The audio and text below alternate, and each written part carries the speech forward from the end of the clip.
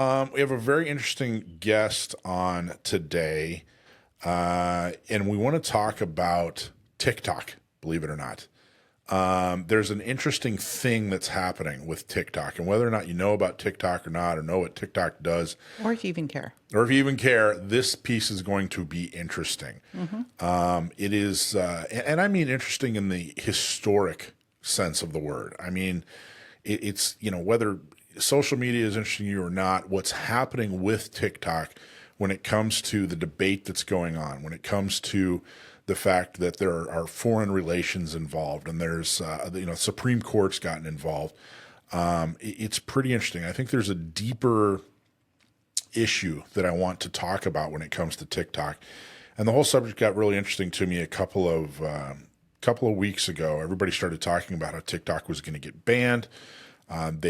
They actually did get banned, but then Trump extended it when he got into office, and it really got me thinking: what exactly is going on here? Why are we banning a platform?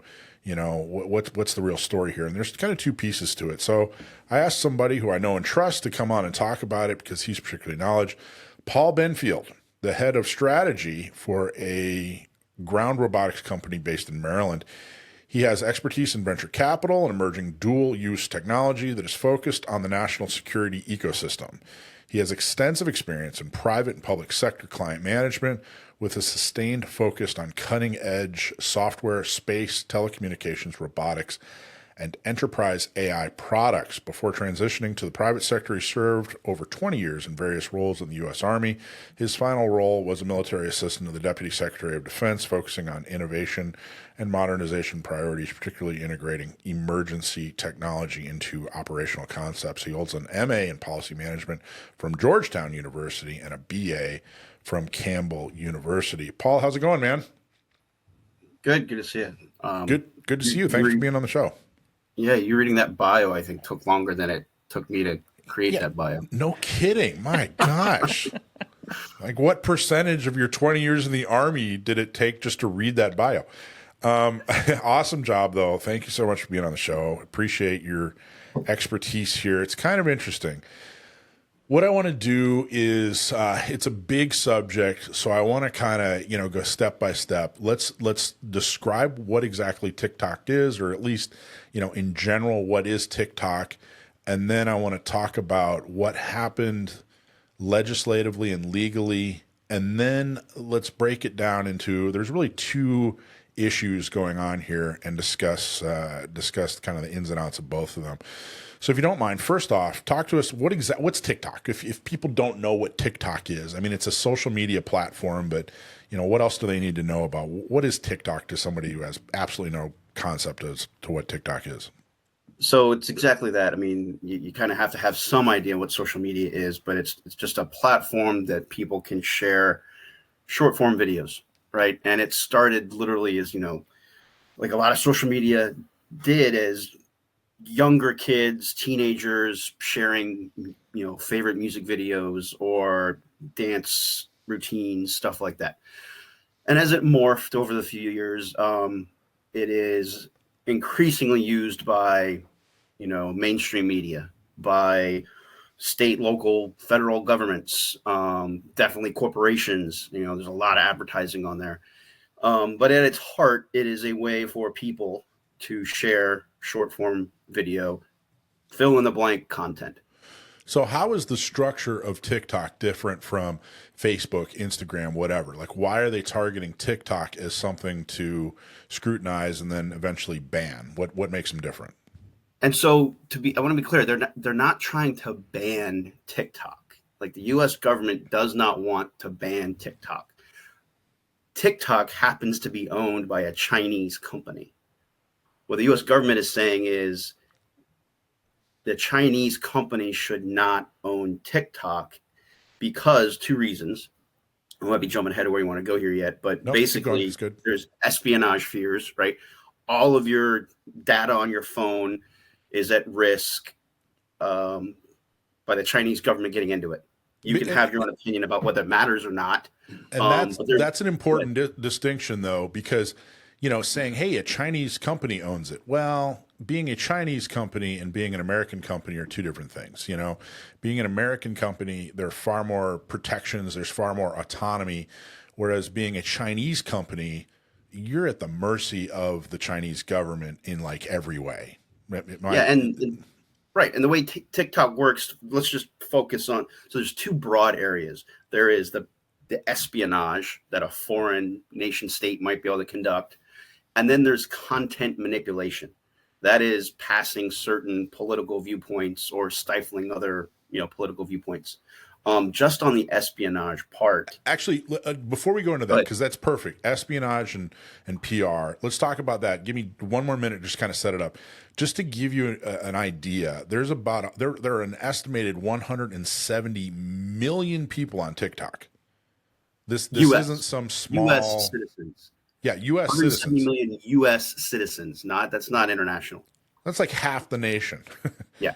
Half the nation is on TikTok. This is a very, very big deal. And before we get into the you broke it down into two different categories. And that's perfect. But before we get into that, what exactly happened? What did the U.S. government do? What did the courts do? You said that they're not trying to ban it, but what exactly did happen? Yeah, and so the reason that Congress. And by the way, it's not just TikTok that got a lot of notice by legislators, right? There have been hearings about Facebook, hearings about Twitter, X. All the social media groups have had hearings in Congress and the Senate, which it's very funny having 80-year-old senators trying to get the details of ones and zeros and where the cat videos come from. Right. But way back in 2019 was the first time, and it was largely Tom Cotton, Marco Rubio, who are kind of China hawks, if you will, and also Chuck Schumer. Like, this is pretty bipartisan. Who said, look, if the Chinese government by law can mandate that Chinese companies give over data, like it's in their law that it just has to be given over if they ask for it. Right. You could argue the same thing is true in the United States, but we have a court system in between those two actions, right? And so, yes, the government could, but they have to go prove a case and they have to go to take a court. And there has to be like some kind of criminal, it's got to be, yes, it's got to fall under. They under. Just say, hey, we want to spy on our own citizens, so therefore Correct. Give us your info. Correct. It's not the case in China. And the other thing, which is even, you talk about 170 million U.S. citizens have TikTok. They have signed up for the terms and conditions, which says you have access to all my contact info. And so if you, Michael Schwartz, do not have TikTok, but I do, and I have your name, address, phone number, email, the Chinese government now has access to Michael Schwartz's contact info and private info, even though you never signed up for TikTok, never downloaded TikTok. Right. Just because it's on my device. And so what do they do? What's the mechanism? Like, how do you ban TikTok? Like, how did they stop? And it would only happen for a few hours. And then, like I said, the Trump administration said, wait a minute, let's push this out. I think it was 75 days. But how does the U.S. government stop someone from accessing an app like TikTok? I mean, to be honest, it just makes it harder. Right. The U.S. government will say, hey, Apple and Verizon cannot host those apps on their platforms.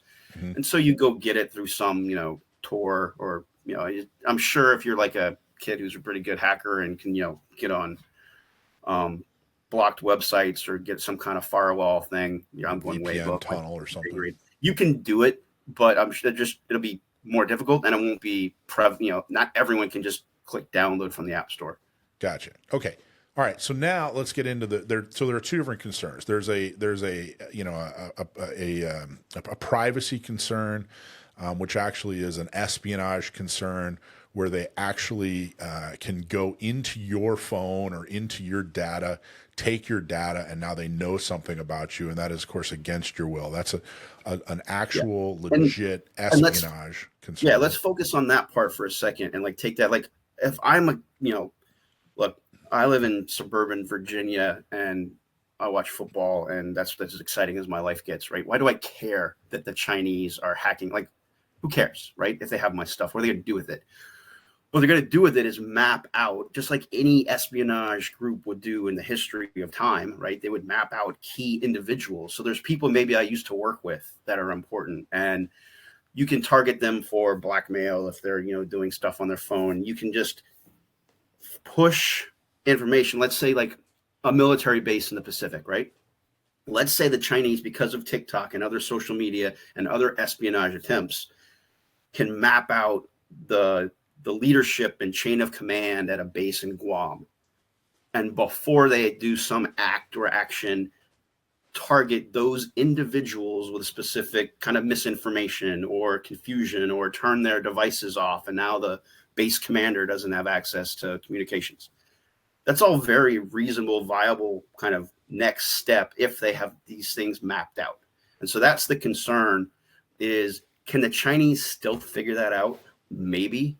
But why would we make it easier for them and give them access to 170 million Americans plus their contact info, private information? And that's another the espionage part. That's a big difference between, like, like Facebook. I've kind of joked that, I haven't seen a shampoo and conditioner commercial in years, because of the targeted advertising. I see a bunch of, gun parts and Jeep parts and watches and whatever. I see a bunch of advertising of stuff that I actually want to buy, and I'm like, hey, I don't care about my privacy. Keep sending me stuff that I want to buy. I don't want to. This is very different than targeted advertising. This is a government that is, arguably hostile towards the United States. They certainly don't have our best interests in mind. So it's not like they're just trying to figure out, like, hey, what kind of stuff are we going to sell them? They're actually finding out information about, who we are, where we live, that sort of. This is legit espionage, and it's a very real concern that rises way above the what Facebook or Instagram's doing when they figure out what you're Google searching and trying to buy. If you need to buy a pair of shoes, and all of a sudden your pop-ups are all full of shoes. Very different than that. So I think it'd be hard for anyone to argue that. And this is what the Supreme Court said in January when they basically upheld that, yes, the legislative branch has the power and the authority to ban a foreign-owned social media platform if they don't solve the privacy things. It's hard to argue that there's not espionage impacts, right? And that's what the Supreme Court said. And the legislative branch, by mandate, is supposed to look out for the security of their American citizens and take action where necessary. And so what they've been doing this for, like, I think 3 years now, negotiating with the Chinese-owned company called ByteDance, which is the actual parent company that owns TikTok, about selling it. Like, if an American company owned it, this issue goes away. So the idea that we're trying to ban TikTok is not accurate. We're trying to kick Chinese ownership out of TikTok because of how many Americans have their private information on it. Do you have any feeling, or have you read anything on the difference between the parent company and the Chinese government? In other words, is the parent company just basically a puppet of the Chinese government, or are they a legitimate company that's just trying to make money, but they still are under the control of the Chinese government? You know what I mean? Like, are they open to the idea of saying, hey, we want to make this work, and we're not in it for the espionage, Chinese government is, and we can't, we have no control over that? Yeah, there's really no, and this is going to be kind of a gross generalization. I'm sure there's exceptions, but for the most part, there's really no daylight between Chinese government and Chinese corporations. Wow. And to be clear, this is not like China writ large. This is the Communist Party of China, which runs everything, and the Communist Party of China that basically can just arrest business leaders if they don't do what they want them to do. And so there's really no daylight between the two of them. So there's a fix on this, and there's actually, like, there's even like a technological, like, there are ways to block it. There are ways to check the coding and make sure that some of these horrible things aren't happening or whatever. There are ways to protect your privacy, even though I got to tell you, in 2025, you don't have any privacy anymore. You don't. It doesn't exist. There is no such thing as privacy. That is a fairy tale in this day and age. But still, there are ways to put walls between you and TikTok, technologically, there are ways to do it. I don't think anybody even argues that, if they're digging into my information, I don't care how the disclosures are written. I don't want that to happen. But as soon as it was determined that, hey, TikTok was going to go away, what happened? What did all the users do? Well, there's a large group that went to this other Chinese platform called Red Note, Which is even worse. Which is named after Mao's Little Red Book that Yeah. started the whole communism in China thing. So it's even worse. So the TikTok exists. TikTok, there's no daylight between the Chinese government and TikTok. The American government said, hey, we can't do this. Or we can't have this. The Supreme Court said, yeah, we agree. Everything's okay. And a big chunk of the users said, okay, fine. If you won't let us use TikTok, then we're going to go use this other app that's almost the same. And, by the way, so the TikTok data for U.S. users lives in the U.S. Our government says they can still pass data back to the home corporation in China. That's not safe enough. Red Note, all of the user data lives in China. And so we don't have any access to go check and see what they're doing and if they're doing the right thing. The data itself actually lives in China, which is much more dangerous. You actually have to sign up to self-censorship by signing up to Red Note. You're not allowed to talk about certain things like Tiananmen Square or the Uyghurs and China. You can't say anything bad about the President Xi. You have to agree to that before you go on Red Note. And so this goes into the other part of the argument about Chinese on TikTok is the content manipulation, the propaganda. But before, let me just put a period on the end of the sentence there. So we're not going to solve this thing by saying, hey, you no longer have access to TikTok. They just jump ship to an even worse platform that's even worse or even better for the Chinese when it comes to espionage. And it truly, it kind of reminded me of, it honestly reminded me of like the story of like the 10 Commandments, and Moses says, hey, things are going sideways, and he goes up and he gets the commandments and he comes back down the mountain, and the Hebrews are all like, hey, don't worry about it. We got this new golden calf that we're worshiping, so problem solved. It's like, well, no, wait a minute. That's not solving the problem. And there's story after story. It definitely feels like there's a whole new thing going on when it comes to technology and when it comes to living in a world community. And, just saying, hey, you no longer can access this thing, or we're going to stop you from accessing or whatever. Not a solution. They're really, it's a 19th century and further back attempt to solve a problem that is clearly a 21st century issue. So that's the technology side, and that's one piece. Obviously, we all agree that no app from China should be going into our phones and taking all our information and using it to, against us or whatever. But then there's the other side, the propaganda side. So let's talk about the second problem. And this is where I think it gets really, really spicy and interesting here. So talk about the propaganda angle when it comes to TikTok. And so this was what really kind of got me fired up when, people would start talking about this whole TikTok ban, of which it wasn't not supposed to be a ban. We're just an American company to own it. And people were talking about First Amendment, right? And the U.S. government censoring people. And the First Amendment doesn't apply to foreign companies. And also, if you think about like people complaining about what the previous ownership of Twitter, right? There's a lot of complaints about those people stifling certain political opinion, right? They're a private company. If I own a company and I want only right-wing Republican information, this is my personal opinion, I should be allowed to do that. If I want to start up one that's just only liberal, focused politics, I should be able to do that. The government should not be able to step in and tell me, who owns a private company, what I can allow. Where it gets a little bit squishy is that has become sort of the social agora. Like that's where people get their news and information from. And so that's, the whole 19th century policy for 21st century technology kind of thing. And because TikTok has essentially become a news source, and it's definitely become a source of actual literal propaganda from the Communist Chinese Party. Yeah, and Russians and Iranians and certain corporations in the United States, certain political parties on whatever spectrum, doesn't matter.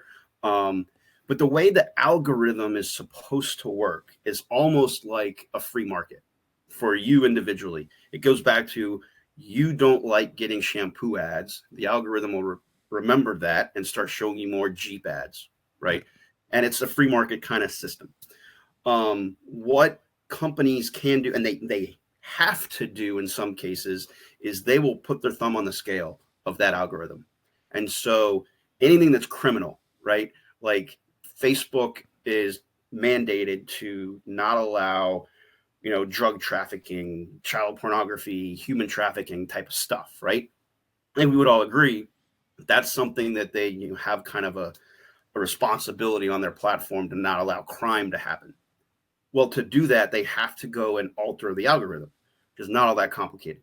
And so, no matter how much you want to see something illegal, you're not going to see it. It's not going to pop up on the algorithm, even when someone tries to sneak those types of things on the platform. Take it one step further. I'm now the Chinese government, and I can tell this company how to manipulate the algorithm in a way that's helpful to me, right? You're not going to be able to talk about Tiananmen Square. You're not going to be able to talk about us doing things and to Filipino fishing vessels. You can only talk about how great the Beijing Olympics were, and it's not hard for them to start manipulating that content. So, from a policy perspective, I personally believe that that is probably more dangerous than having individual, you know, contact lists out of people's phones. but way harder to regulate. Yeah, and Way then harder to regulate. and the Supreme Court, when they said, "Hey, this is the U.S. government is allowed to make TikTok divest itself of Chinese ownership. It is allowed because of espionage." They said, "We are not even going to talk about content manipulation." And I think it was Gorsuch, basically like, "Hey, one person's content manipulation is another person's editorial license, right?" Yeah. So they said, "You're allowed to do this, U.S. government, because there's a clear and like a pattern of espionage that they've done in the past that they could probably do again. We are not going to say you can stop them from manipulating content, because that is a very, very tough problem that the Supreme Court does not want to get involved in." And let me just some real world examples. If you go on, so a lot of the videos, like if somebody does a video on TikTok, it'll appear on Instagram, it'll appear on Facebook. There are now videos out there that are fairly common of people who've already made the switch to, it's called Red Note in the other So. Chinese app. Okay, so they've already made this switch to Red Note, and they're putting out videos that are appearing on Instagram, appearing on Facebook, and now that TikTok's back up and running, appearing on TikTok. And these are normal, everyday U.S. citizens who are saying, "Hey, I'm on this new Chinese app, and I'm talking to people from China. You're not going to believe this, but they have this great house, and it's cheap. They have this great health insurance, health care that they don't even have to pay for. There's no crime in China. No one gets hurt. It's the land of milk and honey. And they're not paid, No. stooges. This is truly an example of, some 20 or 30 something who, is buying into the propaganda. They're being influenced by the propaganda. And Yeah, and it's you get enough people that are influenced by propaganda, that turns into public policy being influenced by yeah, propaganda. and the way the algorithm works is there could be two people like who have said this to each other, but 170 million people are going to see that conversation. And Yeah. if there's a million people saying there's something wrong with China, no one will see that conversation.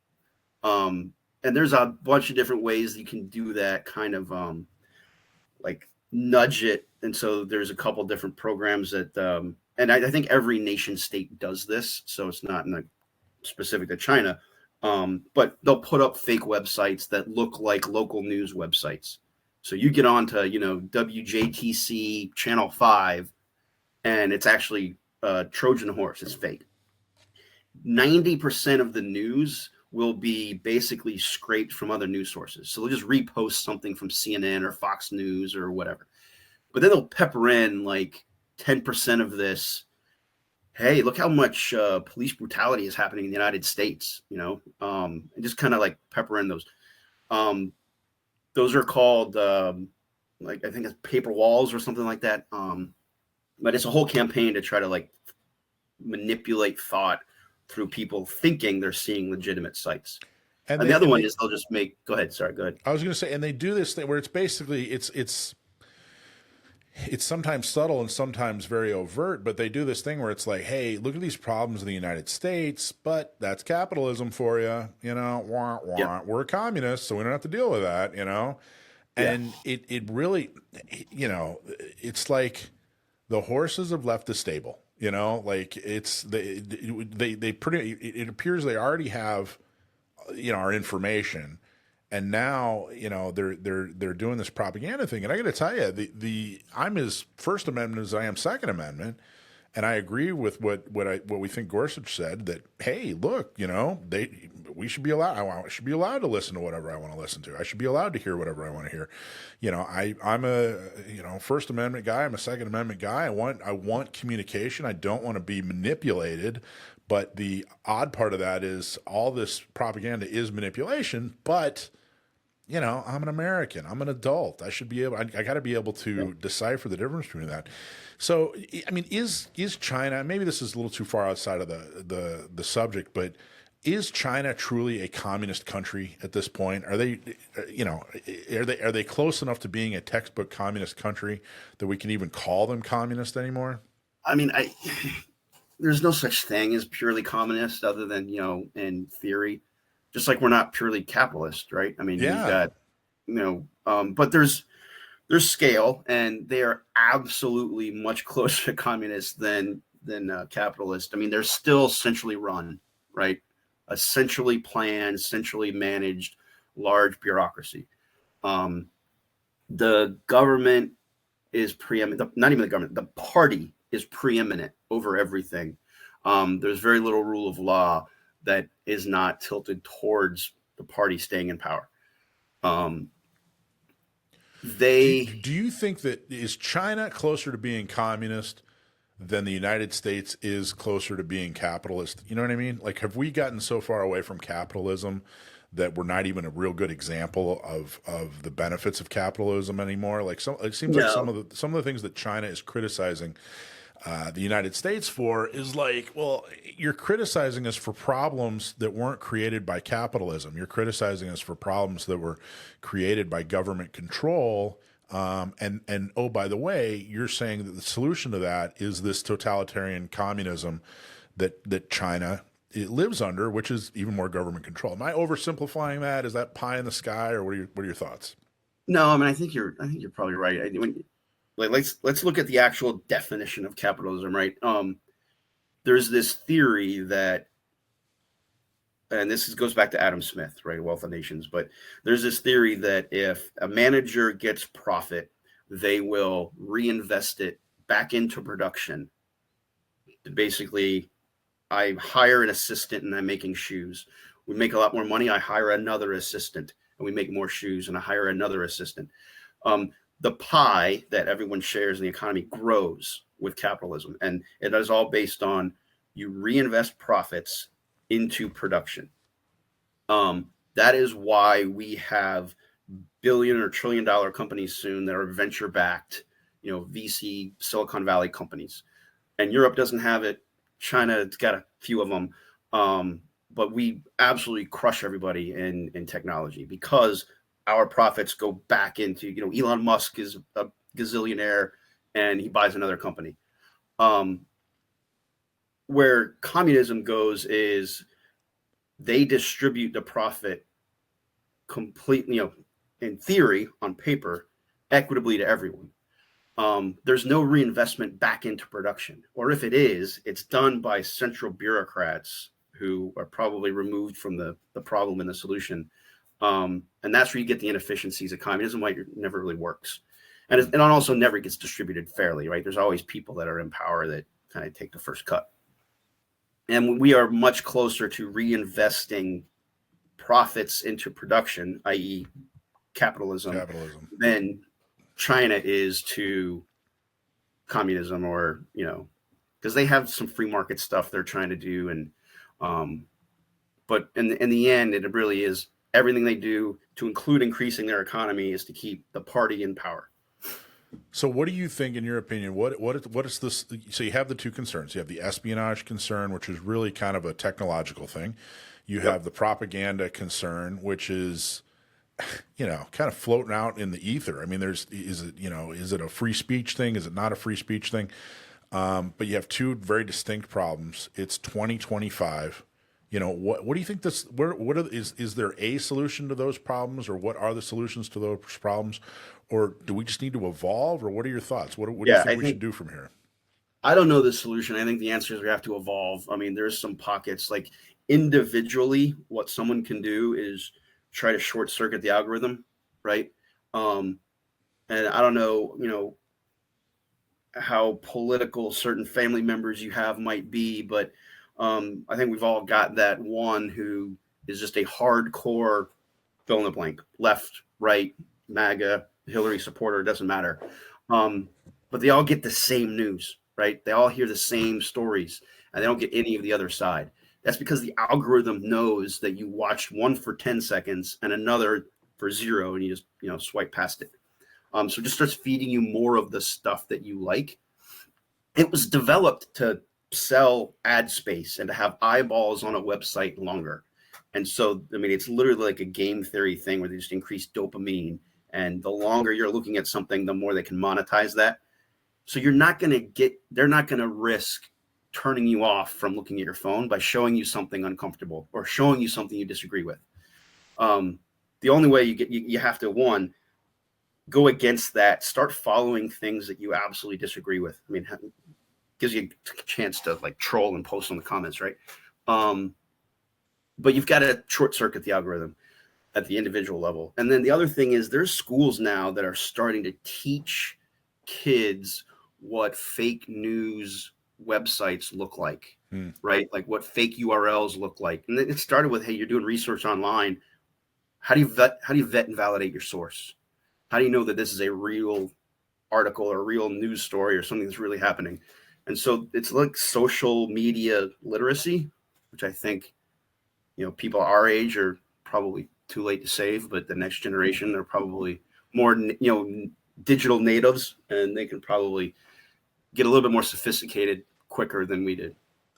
That's Yeah, very optimistic. Like, I don't the know that that's going to work, but it really, it definitely feels like there just isn't a legislative solution. It doesn't feel like. I don't think there is, but and I don't know that this TikTok, forcing TikTok to sell is going to change it. I just know that we should make it easier for China Right. to, steal our info or fill our airways full of propaganda. Do you have Like the idea that the Soviet Union could own NBC in the 50s, Yeah. like that's asinine, right? It's absolutely ridiculous. But no one has a problem with the Chinese Communist Party owning probably over 170 million people get news and information from. Do you have any? Is there any indicator? Have you read anything or seen anything? Was this a matter of a company in China having an idea and the Chinese government exploiting it, or was this done by design from the ground up? No, it was just exploitation. I mean, yeah, I mean, I'm sure they do the same. The Russians do the same thing on Facebook bot farms. They just put up server farms and put out fake stuff. The Iranians do it. The Indians do it against the Bangladeshis and the Pakistan. I mean, everyone's doing it. It's just another tool in the kind of information campaign that governments use. I don't think TikTok was created as a espionage tool from the ground up. It was just a targeted opportunity. And foreign governments certainly use our social media platforms to do the same thing. Yeah. It's just a little bit more difficult because we can control the data and have access to the algorithm stuff. And it's such a fine line between perspective and propaganda, or opinion and propaganda. I mean, I got to tell you, I think that everything that our organization produces, everything that we say on here, is valid and true and upstanding and with the best of intentions. But I would also imagine that if you're someone, probably somebody in the Brady organization that listens to us every week just because they like getting mad, and we're a bunch of liars and we whatever. Even though I'm sitting here going, hey, I got to tell you, I'm putting out the best information I could possibly think of. I'm trying to be pure of thought and try to give both sides, whatever. I'm trying my very hardest to do that. There's such a weird fine line. It's such a gray area between propaganda and opinion. And, but use of that information, like if when it becomes espionage, it gets real clear though. Yeah. Yeah. And again, the espionage part of this argument, I think, is pretty cut and dry. You either agree or you don't. You either care or you don't that they can target individual people or individual groups of people. The content manipulation is much more squishy. I think individuals can have whatever opinion you want, but governments shouldn't be able to lie, right? And so the Chinese government just saying Tiananmen Square didn't happen, or finding some story and then all of a sudden making it seem like 100 million people agree that this policy in the U.S. is bad. That shouldn't be allowed, right? And they've done it for purely. It's not just political. They've done it purely for economic reasons. Like they started a protest movement against an Australian rare earth metal company that wanted to open up in Texas, and they threw a whole bunch of environmental protection issues, started flagging it so it showed up on the top of everyone's feed. So a bunch of people thought it was a big deal. And really, it was just a Chinese company that did not want competition in the U.S. Wow. So, all right, very interesting. I really want people to walk away knowing that this whole TikTok issue is bigger than just a bunch of 30-second dances and challenges or whatever on some social media. It's not cat videos that we're arguing about. Yeah, this is a big issue. It's got broader implications. Anything else? We wrap it up here, but Paul, is there anything other? What else do you want people to know or understand or think about when it comes to this issue? Anything else? Just this has nothing to do with the First Amendment. If a U.S. company owned TikTok, it would not even be an issue. The Supreme Court said this is not about the First Amendment. It's not trying to stifle American citizens from having opinions or having a platform to say it. So if they're smart, someone like Oracle will buy them and this whole thing goes away. How close do you think they're close to that? Is that going to happen? I'm reading things. I don't know. They've been trying to do it for 3 years.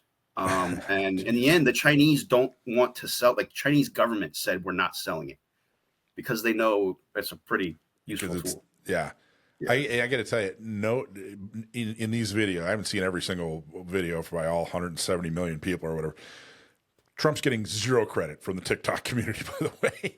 Not one bit of nobody's going, hey, you know what? I didn't vote for him, but gosh, you just saved my career. By the way, that's the other piece of this is these TikTok creators. This isn't just a hobby. These people these are careers. These are people that are making six figures off of doing these silly, challenges and videos or whatever. And not one of them has bothered to say, hey, you know what? Gee, golly gosh, this guy got into office and he saved TikTok and I still have. Well, here's the thing. Here's my question. How do you know? How do they know? Or how do you know that they're not giving Trump credit? This could be the algorithm not showing Michael Schwartz those videos so that he doesn't let any, keep the divide, keep the liberals and Mike Schwartz from fighting each other. That's how sophisticated it wrapped up in an enigma. Yeah. All right, Paul, thank you so much. That was awesome. That was really, really interesting. Like I said, know it's a little bit kind of off your normal topic, but it's politics. It's politics. First and Second Amendment, they're closely related. They are, and I got to tell you, if there's anybody that suffers, obviously gun owners suffer from, folks that are against the Second Amendment, and we have to take that abuse, but we're just as abused on the First Amendment. I mean, I regularly see people that are kicked off social media. We have to follow all kinds of weird rules and regulations when it comes, just because we're Second Amendment, just because we're gun owners. So, I mean, this type of regulation on social media is absolutely relevant to gun owners. So thank you so much for letting the audience know about it. I thought it was a very interesting discussion. Paul Benfield, thank you so much. Thank you, Paul. Thanks, Mike. All right. Well, there you go. That was the show. I got to tell you, Paul's a super interesting guy too. He's a very, very intelligent guy. He's probably he really is truly one of the smartest people I've ever met. He barely touched on his 20-year career, but that's a guy who enlisted as an E1 into the Army, and 20 years later had a degree and a postgraduate degree, and retired as an 04 major. He served in Afghanistan. He served in Iraq. And has just an extremely impressive military career, a military career that I absolutely discouraged him from having. And said he was great. What are you doing? You're joining the Army. What are you doing? And I was completely and totally wrong. We still laugh about that. But anyway, very intelligent guy, very impressive information from him. I thought you guys would find that interesting. I'm just not seeing a real good conversation about the broader context and the real problems, especially that propaganda part. Like you said, the espionage part, clear cut. Don't spy on me. I have privacy, whatever.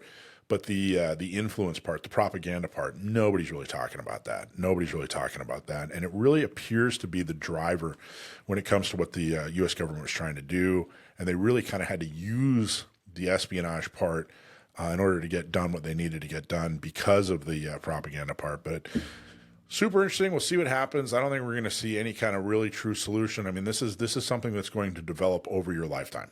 I think that we're all going to be, on our deathbeds, and this issue will still be developing, and it's enormously interesting. This just wasn't a thing back in the 70s or the 80s or the early part of the 1900s. It just wasn't a thing. We didn't know what was going on in China or Africa or Japan or the Congo or whatever. We just didn't know what was going on. I mean, somebody would have to write a book. We'd have to read the book.